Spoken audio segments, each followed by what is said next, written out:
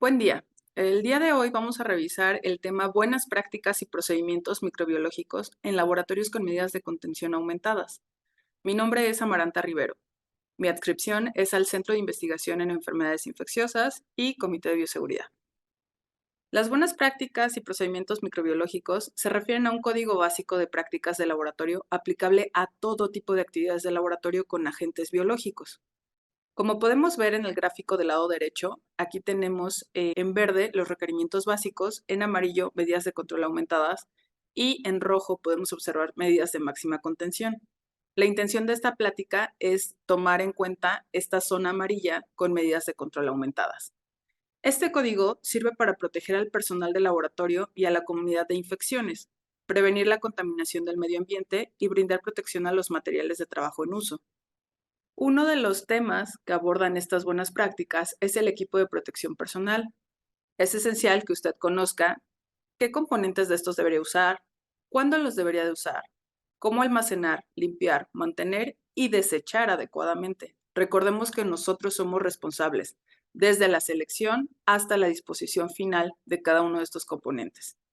La selección del equipo va a depender del nivel de protección requerido, el tipo de trabajo a realizar y este deberá de tener un adecuado ajuste. Hay que revisar su correcto estado antes de utilizar. Para que nosotros logremos tener este ajuste adecuado, debemos considerar las diferentes tallas en las cuales se nos ofrecen estos componentes. Debemos también utilizar cada uno de la manera adecuada. Y, muy importante, no modificar ningún componente del equipo de protección personal. Debemos de tener secuencias para hacer un retiro adecuado de este equipo. También debemos considerar almacenar y mantener en lugares designados. Y si ocurre algún percance mientras estamos manipulando algún agente biológico o potencialmente patógeno, deberemos conservar la calma, detener las actividades y reemplazar el equipo si éste se contaminó o sufrió algún daño en su integridad, ya sea rasgadura, rotura o excesiva contaminación. Deberemos desechar el equipo que no se reutilice de manera adecuada dependiendo de la normativa de nuestros laboratorios o institución y desinfectar los componentes que sean reutilizables, como lentes de protección, gogles o cualquier otro componente que podamos seguir utilizando en otras ocasiones.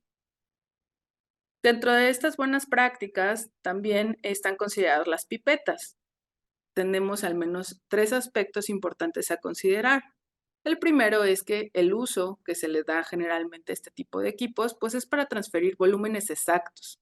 Cuando estamos trabajando en técnicas que requieren esa precisión, también deberemos de tener ciertas precauciones para reducir la cantidad de aerosoles y salpicaduras generadas. Y el correcto uso de las pipetas también nos ayudará a prevenir contaminación en nuestras muestras o en nuestro trabajo en el laboratorio. Muy importante tener en mente no pipetear con la boca bajo ninguna circunstancia, no importando el líquido que se va a transferir, no importando el volumen que necesitemos, no pipeteen con la boca, por favor. Para evitar accidentes, hay que revisar periódicamente las pipetas y el estado del filtro. Si nosotros llegamos a humedecer el filtro o notamos que pues está con alguna situación que no permite el correcto uso del equipo, pues será responsabilidad de nosotros mismos hacer ese intercambio para garantizar el correcto funcionamiento, tanto para nuestro trabajo como para los diferentes usuarios que vayan a manipular ese pipetor o esa micropipeta. Deberemos mantener siempre en posición vertical. Esto es importante durante estos periodos de inactividad que los dejamos reposar cuando no los estamos manipulando. Hay que utilizar los carruseles para mantener esa posición vertical. También al aspirar, transferir o depositar el líquido, hay que hacerlo de una manera lenta, suave, para evitar el excesivo formación de aerosoles y también así evitaremos salpicaduras. Con ello, también reduciremos pues esta contaminación cruzada que potencialmente puede ocurrir en nuestro trabajo diario. También se recomienda periódicamente revisar que la medición que ocurra con estos equipos sea la correcta. Por favor, solicite el mantenimiento y calibración al menos anualmente. Insisto, si hay alguna situación que comprometa la integridad del uso de este equipo, pues hay que solicitarlo a la brevedad. Otro subtema importante dentro de estas buenas prácticas son los punzocortantes. Nos dicen que hay que reducir en la medida de lo posible el uso de ellos dentro del laboratorio. Hay que utilizar y desechar siempre con mucho cuidado. Recordemos que cualquier desecho que producimos en el laboratorio no se avienta, se deposita lentamente y más tratándose de punzocortantes. Es importante destacar que no debemos recapuchar las jeringas. Esto es una actividad que involucra mucho riesgo. Hay que desechar las jeringas completas en caso de que no tengamos el dispositivo de estos contenedores rígidos que nos ayudan a quitar la aguja de las jeringas. Si no se puede, si no tenemos este dispositivo, deséchenlas completas. También deberemos de tratar los desechos en contenedores duros, especiales, con tapa, debidamente marcados y con la tapa correctamente colocada, que no esté floja, hace como un clic y con eso garantizamos que van a estar perfectamente bien contenidos. Un aspecto muy importante a considerar es que estos contenedores rígidos solo deben de estar llenos 3/4 de su capacidad total, con la finalidad de no generar exposiciones innecesarias para otros usuarios o inclusive para el personal que se encarga de hacer esa recolección. Entonces, no se esperen a que los punzocortantes salgan del contenedor y siempre traten de cerrarlos definitivamente cuando ya estén 3/4 de su capacidad. Dentro de las buenas prácticas también están incluidas la descontaminación de superficies. Para ello debemos utilizar el equipo de protección personal apropiado para realizar esta descontaminación. Hay que realizar previamente una limpieza para remover toda materia orgánica que se encuentre en esa superficie antes de iniciar nuestro proceso de desinfección como tal. Deberemos revisar los diferentes desinfectantes acorde a los microorganismos o patógenos que estamos trabajando y también deberemos de revisar la compatibilidad de ese desinfectante con los materiales de los cuales están hechos las superficies donde los vamos a aplicar. ¿A qué me refiero? Que existen algunos que son muy corrosivos o que podrían interaccionar de mala manera con alguna superficie. Un punto muy importante aquí es verificar la caducidad de los desinfectantes. Como tal, podemos visualizar esto pues, en el empaque original del desinfectante, pero también si nosotros necesitamos hacer algunas diluciones para estos procesos de desinfección, será muy importante tener en cuenta cuándo se preparan esas diluciones y estar seguros que es el tiempo correcto para usarlo y promover una adecuada desinfección. Hay algunos desinfectantes que deberemos de preparar diariamente, otros que son funcionales durante una semana o periodos más largos, pero esto dependerá de cada desinfectante. Deberemos analizar y determinar la concentración y tiempo de contacto adecuados, etiquetar y almacenar en lugares designados, remover todos los residuos que dejen los desinfectantes. Después de tener esta rutina de desinfección, es probable que necesitemos hacer una limpieza adicional. Muchas veces puede ser con agua o agua destilada para remover todos esos pequeños componentes que pudieron haber quedado del desinfectante y no promover pues algún daño sobre las superficies. Las buenas prácticas nos dicen que otro subtema importante será el manejo o el uso del autoclave. Para ello, pues debemos utilizar equipo de protección personal adecuado, tanto para la carga como la descarga de materiales en el autoclave. Recordemos que estos sistemas trabajan a altas temperaturas, a altas presiones y por lo tanto necesitamos una protección especial. Es muy recomendable llevar un registro de las temperaturas y presiones de cada ciclo para identificar cambios que pueden ser desde muy pequeños hasta variaciones importantes que pueden hacer que los ciclos no estén corriendo de la manera adecuada y no nos garantice la esterilización de lo que estamos introduciendo. Deberemos asegurar de acomodar todos los materiales para permitir el flujo de aire dentro de las bolsas o contenedores que tengamos en esa carga. Esto con la finalidad de tener una correcta esterilización. Para ello, pues también deberemos retirar o aflojar las tapas de los envases que sometamos a este procedimiento. Deberemos de utilizar siempre cajas o bolsas resistentes al autoclave. son diferentes y las composiciones que tienen están hechas de materiales diferentes, entonces no podemos meter cualquier bolsa, no podemos meter cualquier caja, todo debe de estar correctamente avalado para el uso dentro de este equipo. Deberemos realizar pruebas para asegurar que los parámetros utilizados son efectivos. Estos parámetros podrían ser indicadores biológicos, indicadores químicos, indicadores físicos, que debemos de hacer recurrentemente para garantizar el correcto funcionamiento. También está recomendado el mantenimiento y calibración al menos una vez al año. Insisto, si nosotros detectamos estas variaciones de comportamientos entre los ciclos, debemos de pedir esa revisión o mantenimiento a la brevedad. Y las buenas prácticas también nos llevan a considerar aspectos muy relevantes durante el flujo de trabajo. Nos dice que es muy recomendable tener una planeación de las actividades detallada. Tal detalle nos tiene que llevar a quién lo va a hacer, cuándo lo va a hacer, en qué tiempo lo va a hacer, dónde se va a realizar el procedimiento. Y sobre todo, este es un punto muy importante en todas las investigaciones, en todos los protocolos, en todos los procedimientos. Hay que designar responsables. Ese responsable, pues, va a ser la persona que nos pueda orientar en caso de que tengamos alguna duda, en caso de que sea la primera vez que realizamos ese procedimiento, en caso de que ocurra algún incidente, también saber a quién se le tiene que notificar. Entonces, cualquier integrante de nuestro grupo de trabajo debe saber quién es el responsable para poder dirigirse a esa persona. Deberemos tener estaciones de trabajo suficientes y organizadas. Con el paso de la reciente pandemia, pues también la indicación es que estas estaciones de trabajo deben de estar lo más despejadas posibles, lo más limpias posibles, y seguimos sobre esa línea. El flujo de trabajo se recomienda que sea unidireccional para evitar contaminación y accidentes.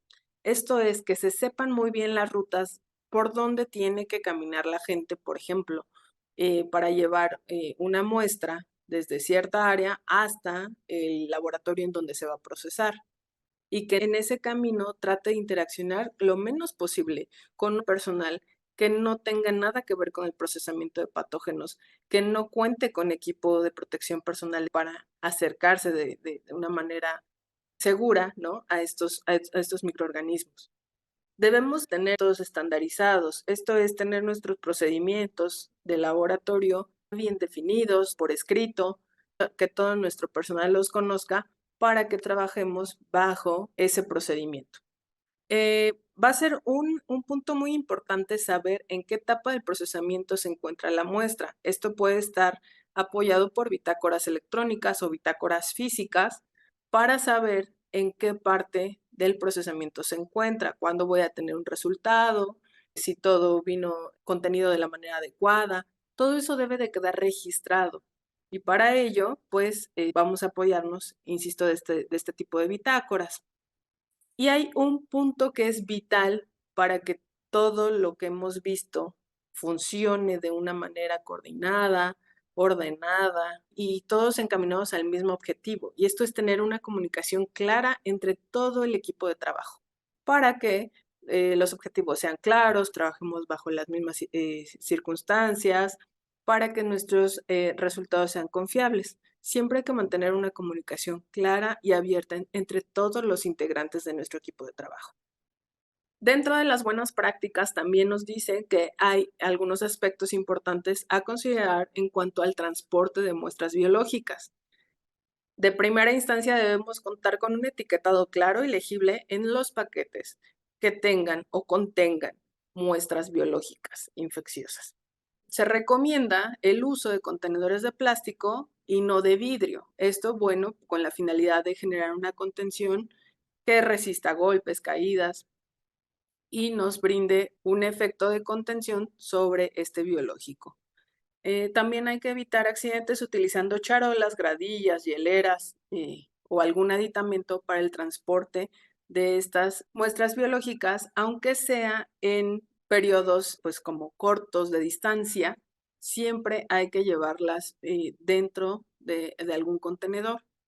Si yo las llevo en la mano y me llego a tropezar o de repente hay un sismo o súbitamente escucho un ruido muy fuerte, podría soltarlas de mis manos y entonces ahí exponerme, ¿no? En un accidente, verme involucrado en un incidente.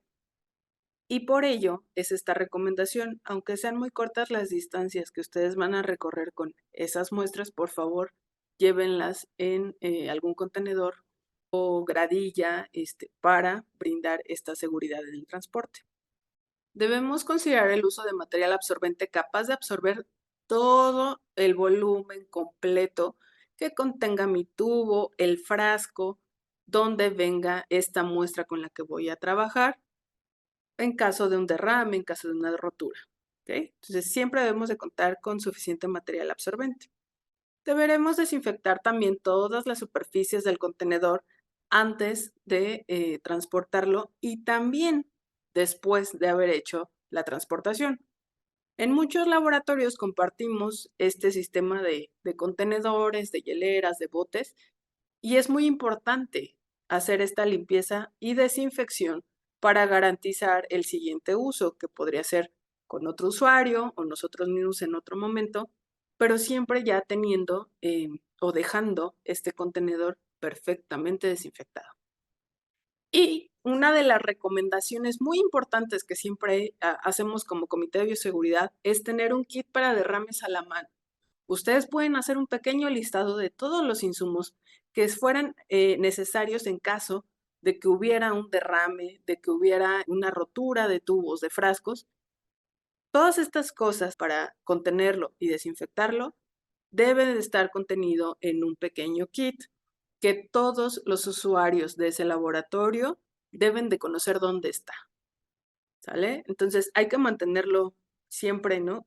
Con todos estos insumos que podemos llegar a necesitar y que todo el personal sepa dónde lo puedo ubicar para poderlo utilizar de la manera adecuada y hacer la contención de estos biológicos en caso de, insisto, algún percance.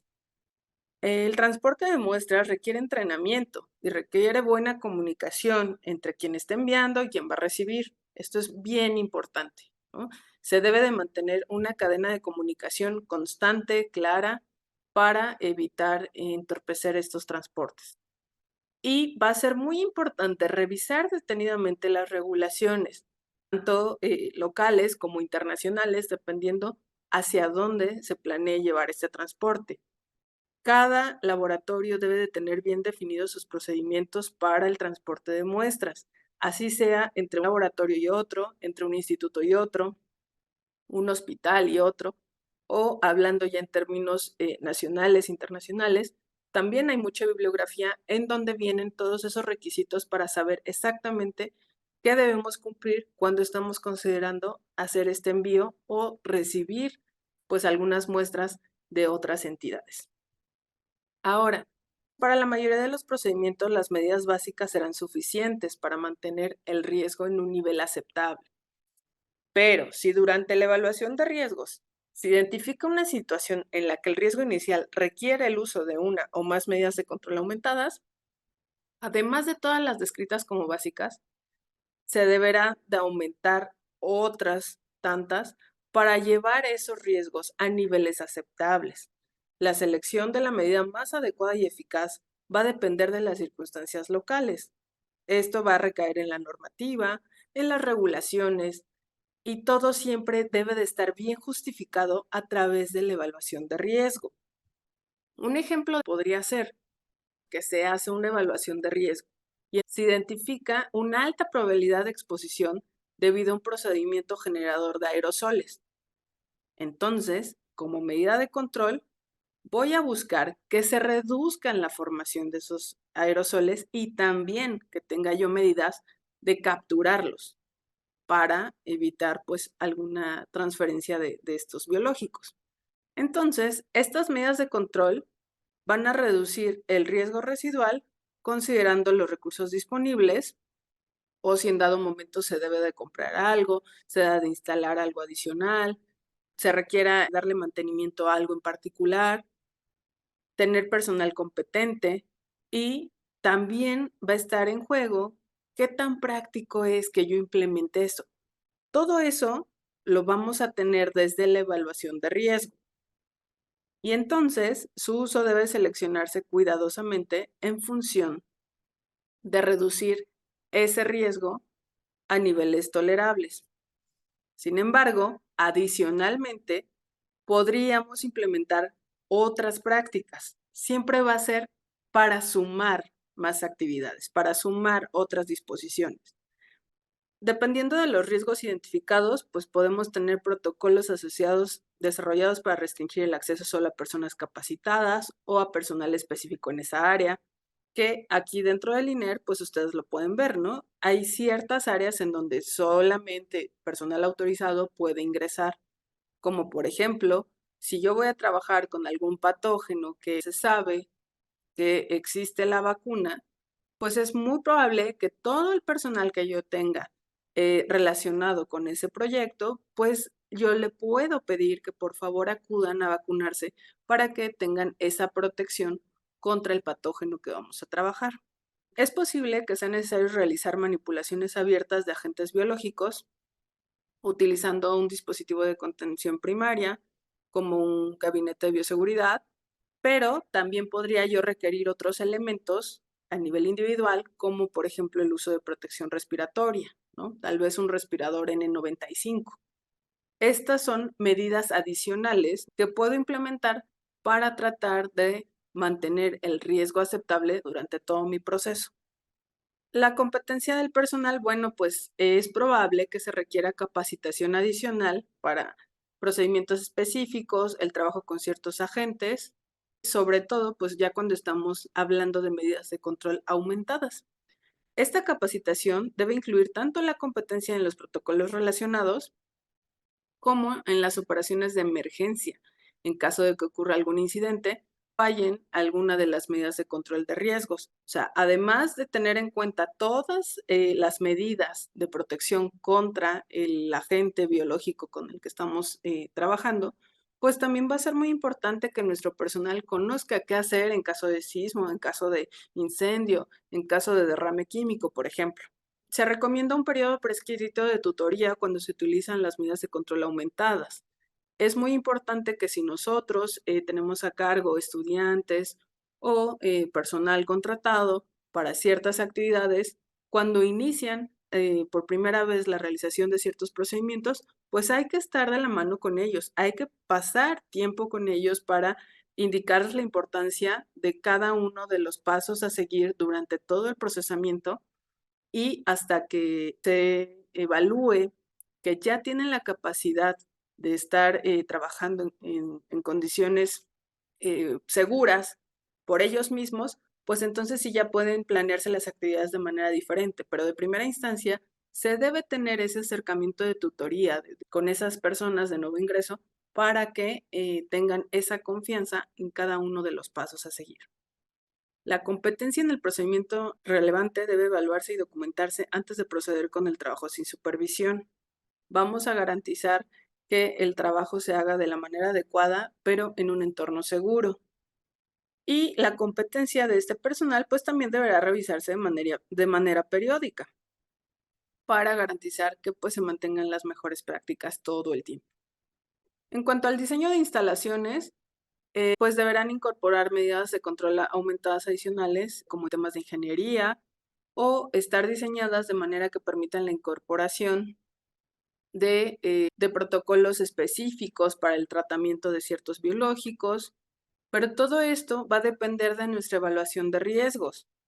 Y hablan de ejemplos muy puntuales, podrían incluir separar físicamente los espacios de laboratorio de las áreas abiertas al flujo de tráfico sin restricción dentro del edificio para reducir el riesgo de exposición. Esto es lo que platicábamos. Si nosotros ya tenemos definida una ruta por donde pasan nuestras muestras, pues trataremos que todo el personal que no esté involucrado en ese procesamiento no transite o lo menos posible por esas zonas para evitar una exposición. Otra medida podría ser el cierre y sellado de ventanas o cuando se haga desinfecciones a profundidad con métodos gaseosos como medida de control aumentada, pues será necesario mejorar la hermeticidad del espacio de laboratorio para evitar esa salida de gases peligrosos. Son algunos ejemplos en los cuales podríamos estar considerando medidas adicionales o de control aumentadas. Dentro del mismo diseño de instalaciones, también podríamos requerir configurar la corriente de aire de escape del laboratorio para que se descargue de una manera que se reduzca la exposición a las personas o al exterior. Y bueno, es posible que se necesiten criterios de diseño de instalaciones para cubrir esta necesidad de las medidas aumentadas. Aquí les dejo algunos links y también material de bibliografía que pueden consultar acerca de este tema. Y con ello termino, agradeciéndoles su atención y dejo aquí mi correo para cualquier duda o comentario que tengan al respecto. Y pues agradezco mucho la atención durante esta ponencia. Que tengan buen día. Gracias.